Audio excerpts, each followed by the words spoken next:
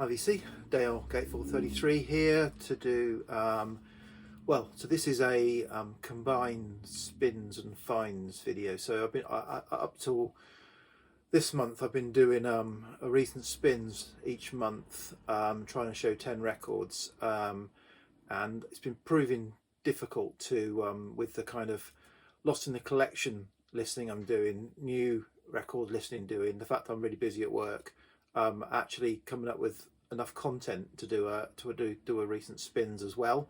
So I thought I would just combine spins and finds together, so at least I've got something to talk about and I'm not just kind of showing you everything I'm listening to. So this is I've got 3 or 4 spins and about 7 finds, and at the end, if you hang on to the end, there's a mini grail. I've never shown a grail before. I never use the term grail, but I'll call it a mini grail. It's not really, but that'll be the last record I show anyway. So let's start with the spins. So so George Scott Spinner 1 has been picking up a lot of traffic stuff, completed his traffic collection, and he showed this as a find recently. And I thought, oh, that sounds, I must give that a spin again. So this is Last Exit, which is technically, I think there might be their 3rd album, 4th album of Traffic, but really I think it's when Traffic split for the first time. This was kind of leftover stuff that the label put out. Island Records put it out, so it's kind of, side 1 is a collection of some of the sort of singles and B-sides that maybe hadn't featured on studio albums. So you've got things like Shanghai Noodle Factory and Medicated Goo, and then the B-side is live, so it's got 2 tracks, long tracks, Feeling Good and Blind Man. So yeah, it's interesting, it's quite good. I mean, I'm not a massive fan of not a massive fan of label rip-offs where they just put material out, and I'm not necessarily a massive fan of mixing studio and live. I'd rather kind of have either or, but yeah, it's quite an interesting listen. Forgot what's inside the gatefold. Anything interesting? Not really. Perhaps that's how the band was when this was put out. Right.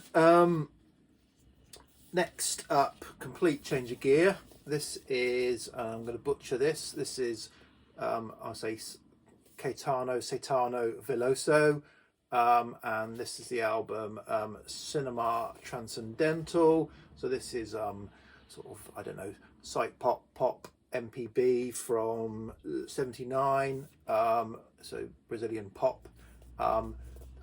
Terrible cover, terrible hair, but fantastic music. This is really enjoyable, as I said, kind of summery pop. So, as the cover suggests, yeah, so I really enjoyed spinning this. Can't remember what I did, but I'm glad I did. This next one is a spin, but it's also probably a rescue. It's a bit of a rescue. So I've got Brand X's first album, and I quite enjoyed that, and I've kept that in the collection. Their second album was in the kind of too proggy, but I kind of gave it a spin again, sort of took it out of the cell box, gave it a spin, and it's okay actually. It's not bad. So Brand X is a sort of a group that included Phil Collins. This album's from '77. Their first album was '76. So it's a bit of a kind of side project. Phil Collins and others, whilst he was obviously still in Genesis. But yeah, pretty good. So final spin is this.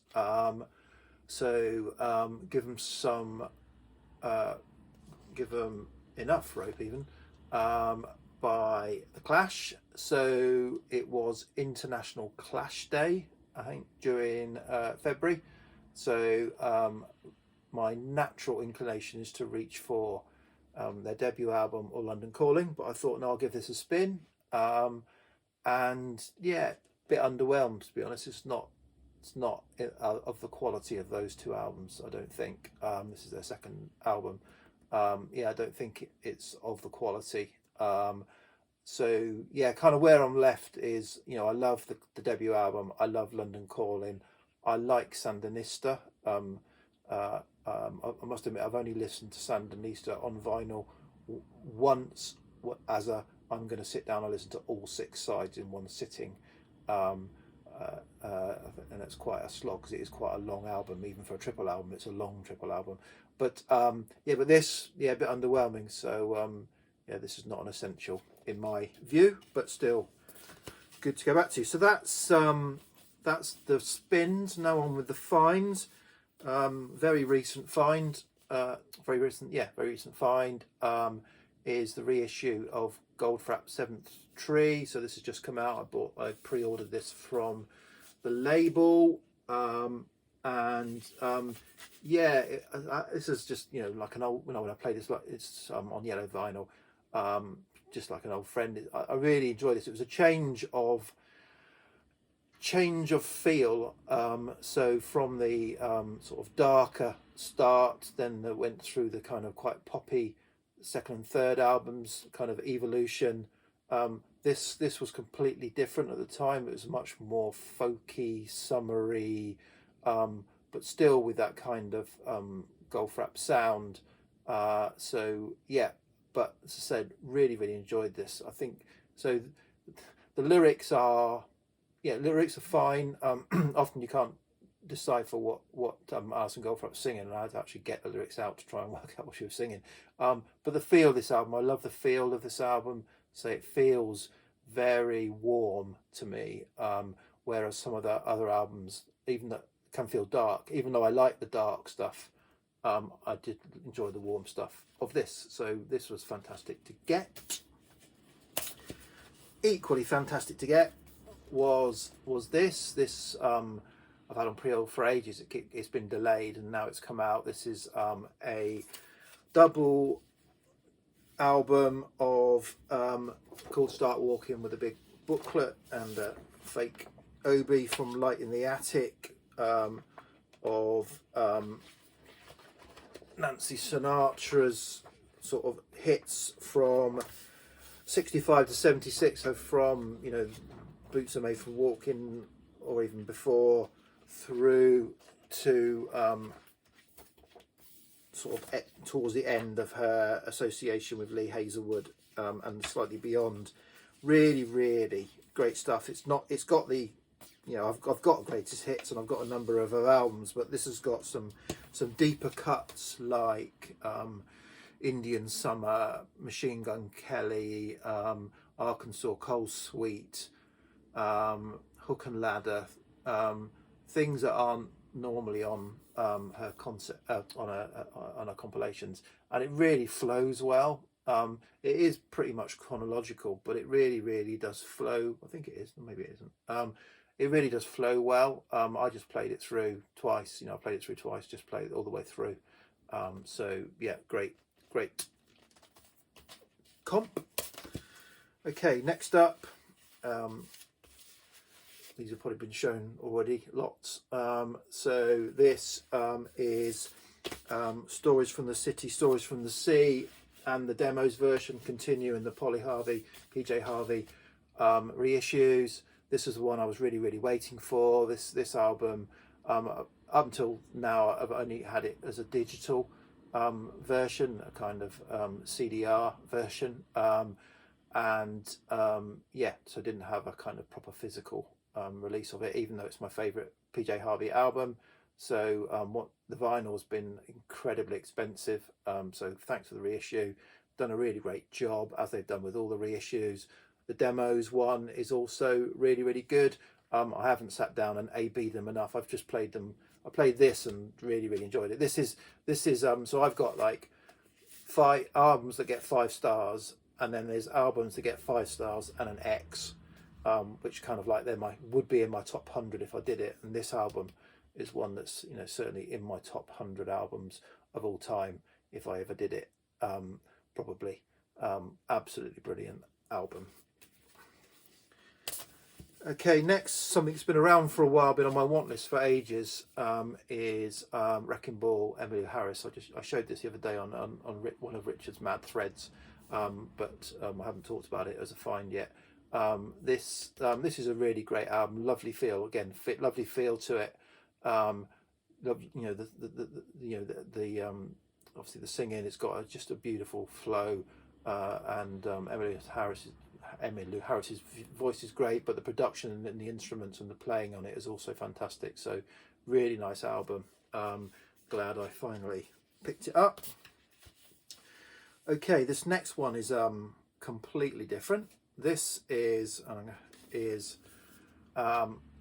a album called called Hit Album from 1968 by Akiko Nakamura, who I think was a actress, singer, Japanese actress, singer at the time. Put out this album. Comes with a poster that luckily has a lot of the songs translated into English, as in just the title, so at least I might know what the title is. What is it? It's sort of 60s pop, garage, I wouldn't say psych, but 60s pop, garage, really, really enjoyable, really fun. It's got covers, so it's got San Francisco, Be Sure to Wear Flowers in Your Hair, and the covers of I think is I Dig Rock and Roll Music, which might be a Pete, Paul and Mary song. The rest are originals, they're all sung in Japanese, and absolutely just fun, really enjoyable, really enjoyed this. I think it's sort of a Light in the Attic offshoot as well. Yeah, really, really enjoyed this as a kind of 60s pop, even maybe a pop 60s, garage, all of those going on. Right, so finally the mini grail. So so this is a soundtrack album that I've had on my wants list for years. Again, I've got a digital copy of it, but I wanted a vinyl copy, and I'm glad that the vinyl copy just sounds fantastic. So this is the Hanged Man soundtrack, a Yorkshire Television production by it says by Bullet. It's actually, is it Alan Chew, who's a renowned library music composer and player.